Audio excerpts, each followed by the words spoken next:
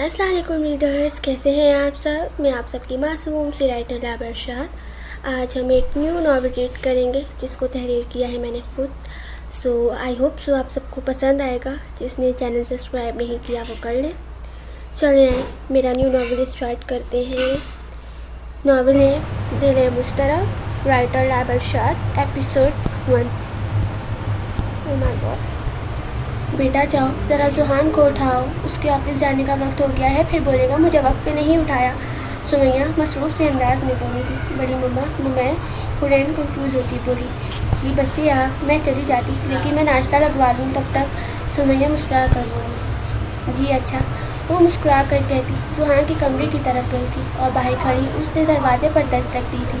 اس کے ہاتھ کانپ رہے تھے لیکن اندر سے آواز آنے پر وہ ذرا دروازہ کھول کر اندر داخل ہوئی، جہاں وہ ڈریسنگ کے آگے کھڑا کچھ گنگنا رہا تھا اور ساتھ میں ہاتھ میں برش پکڑے وہ بالوں کو جائے سے سیٹ کر رہا تھا۔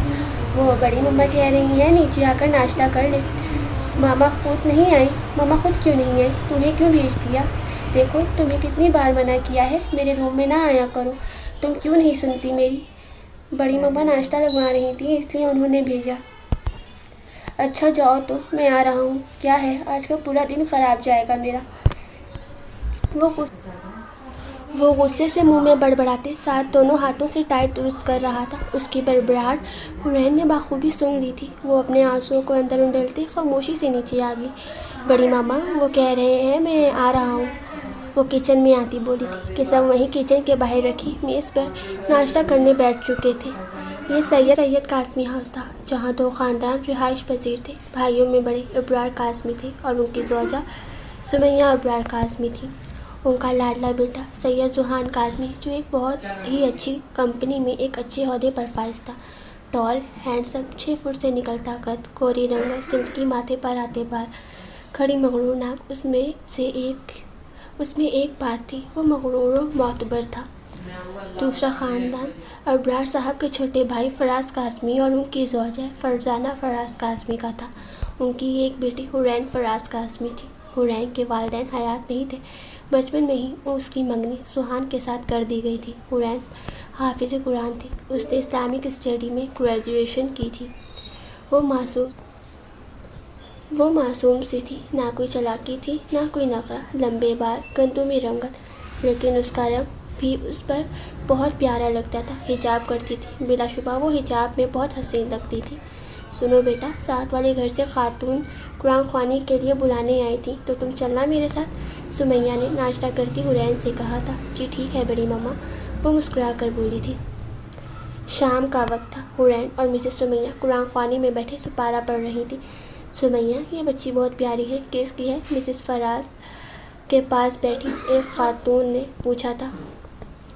میرے دیور کی، ان کا انتقال ہو گیا ہے تو اب ہمارے ساتھ ہی رہتی ہے۔ سمیہ نے سپارہ بند کرتے مسکرا کر کہا تھا۔ ہائے ماشاءاللہ، مجھے تو بہت پیاری لگی ہے، کہیں بات تو نہیں چلائی اس کی؟ وہ خاتون سختی انداز میں تعریف کرتی موضوع پہ آئی۔ اگر نہیں چلائی تو مجھے اپنے فارس کے لیے بہت پسند ہے۔ وہ عورت بولنے پر آئی تو بولتے بولتے بات رشتے تک لے گئی کہ مسز ابرار حیرانی سے انہیں سن رہی تھیں۔ یہ میری ہونے والی بہو ہے، بچپن سے ہی یہ میرے بیٹے سے منسوب ہے، اس کی منگنی میرے بیٹے سے ہو چکی ہے، بس کچھ ہی مہینوں میں شادی ہے ان دونوں کی۔ سمیہ مسکرا کر بولی تھی اور اتنے میں قرآن خوانی ختم ہو چکی تھی۔ وہ دونوں واپس اپنے گھر آ گئی۔ حورین کچن میں چائے بنانے جا چکی تھی۔ سمیہ ابرار صاحب کے پاس آئی تھی جو اخبار پڑھنے میں مصروف تھے۔ سنیے جی، میں کہتی ہوں کیوں نہ ہم بچوں کی شادی کر دیں؟ کیوں، کیا ہوا ہے اتنی جلدی؟ ابرار صاحب نے ناسمجھی سے پوچھا تھا۔ جلدی کہاں ہے ابرار صاحب، ماشاءاللہ بچی بڑی ہو گئی ہے، زحان بھی اچھا کماتا ہے اور بچپن کی منگنی ہے۔ ہوا کیا ہے آخر؟ ابرار صاحب پریشانی سے بولے۔ آج میں قرآن خوانی میں گئی تھی تو وہیں مجھے فارس کی امی مل گئی، انہوں نے تو بیٹھے بیٹھے وہی رشتہ بھی مانگ لیا۔ ان کی بات سن ابرار صاحب مسکرانے لگے۔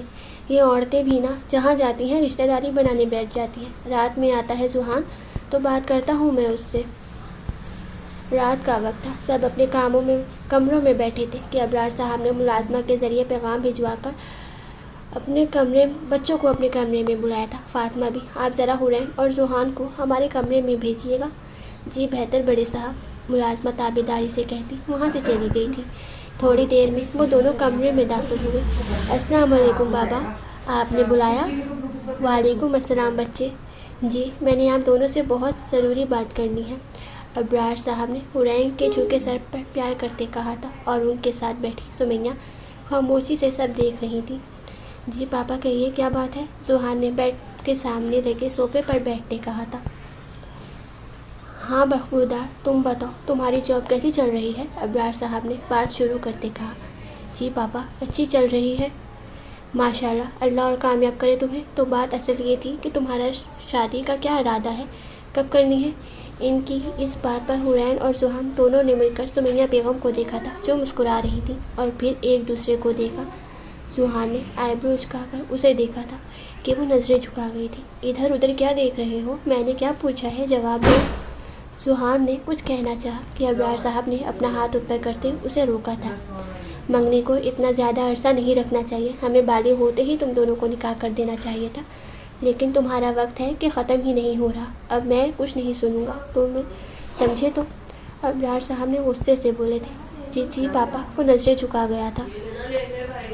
اگلے جمعے تم دونوں کا نکاح ہے اور رخصتی بھی. بچے آپ کو تو کوئی اعتراض نہیں نا؟ ابرار صاحب اپنے ساتھ بیٹھی بیٹی سے بولے تھے جو شرم سے نظریں جھکائے بولی تھی. مجھے آپ کے فیصلے پر کوئی اعتراض نہیں بڑے پاپا. وہ مسکرا کر کہتی اللہ حافظ بول کر وہاں سے چلی گئی تھی. تم بھی اپنے کمرے میں جاؤ ابرار صاحب نے کہا تو وہ تابعداری سے جی پاپا کہتا وہاں سے چلا گیا تھا. اگلے دن کی صبح بہت خوشگوار ثابت ہوئی تھی. سب بہت خوش شادی کی تیاریوں میں مشغول تھے.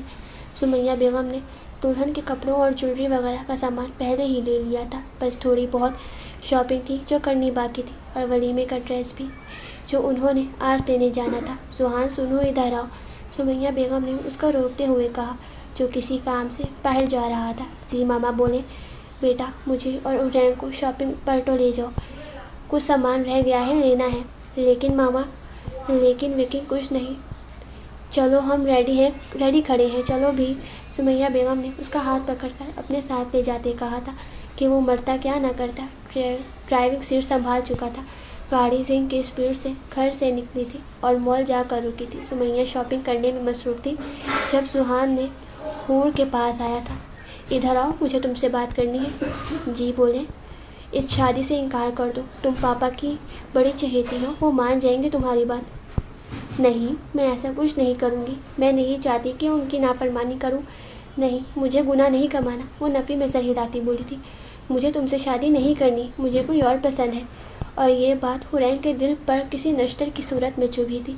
میں انکار نہیں کروں گی. آپ نے نہیں کرنی شادی تو آپ خود کریں، منع. وہ یہ کہتی رخ موڑے واپس سمیہ بیگم کے پاس آ گئی تھی. یہ دن اس پر کسی قیامت کی طرح تھا. وہ تو سوچ بھی نہیں سکتی تھی ایسا کچھ. اس نے بجھے دل کے ساتھ ساری شاپنگ کی تھی. سب بہت تھک گئے تھے. حرین سر پر دوپٹہ لیے بس کھڑی بجھے دل کے ساتھ مسکرا رہی تھی. سب نے ایک ساتھ رات کا کھانا کھایا تھا اور اپنے اپنے کمروں میں سونے چلے گئے تھے. اس کا منگیتر جس کے سپنے سجائے تھے، جس کی کسی اور مرد کو جگہ تک نہیں دی تھی اپنے دل میں، وہ مرد کسی اور کو دل دے بیٹھا تھا. حرین جانماز بچھائے ہچکیوں سے روئی تھی. اس کے ہاتھ اپنے اللہ کی بارگاہ میں اٹھے تھے. اس کا ہر ایک آنسو اللہ سے اس کی تکلیف بیان کر رہا تھا. وہ رو رو کر تھک گئی تھی. وہ وہی جانماز پر سو چکی تھی. جاری ہے. آپ سب کو یہ ایپیسوڈ اور یہ ناول کیسا لگا کمنٹ میں لازمی بتائیے گا. اور اللہ حافظ. ٹاٹا بائے بائے. اپنا خیال رکھیے گا.